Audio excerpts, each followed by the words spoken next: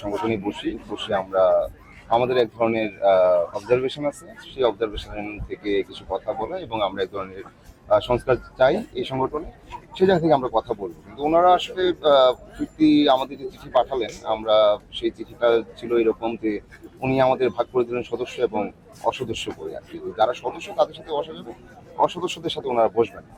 কিন্তু আমরা যেই সময়টার মধ্য দিয়ে যাচ্ছি সেই সময়টায় যদি আপনি বলি যে লাইক আমরা সাধারণ, হ্যাঁ, তো সাধারণ হিসেবে সাধারণের বক্তব্য আমরা বলতে চাচ্ছি। তো সাধারণ পেশাদার অভিনয় শিল্পী হিসাবে তখন সেটাকে ভাগ করে দেওয়ার আসলে কিছু নাই, কারণ এই সময়টা সেই কথা বলে না। কারণ আমরা একটা বিপ্লবের মধ্য দিয়ে আসছি, আমরা দেশের নানা রকম পরিবর্তন চাচ্ছি।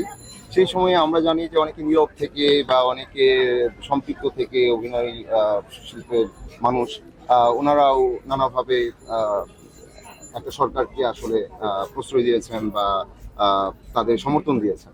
তো সেটা দেয়া অন্যায় কিছু না, যে রাজনীতি করে সে অনুযায়ী করতে পারে। বাট একটা শিল্পী সংগঠনের প্রতিনিধি হিসাবে রাজনৈতিকভাবে ইনভলভ থাকাটা খুব বেশি সমীচীন না, এবং এটা সাংগঠনিকভাবে বা গঠনতন্ত্র অনুযায়ী শিল্পী অভিনেতা শিল্পী সংঘ আসলে অরাজনৈতিক সংগঠন। তো সেই জায়গা থেকে আমরা কথা বলতে চাচ্ছি। তো ওনারা আমাদের সদস্য অসদস্য একটা খুবই আসলে হাস্যকর একটা ভাগ করে বিভাজন করে আসলে বসতে চান না। তো তারপর প্রকাশ্যে আমরা 7 তারিখ আসি, যেহেতু ওনারা বসতে চাচ্ছেন না, বাট আমাদের কথাটা বলা দরকার।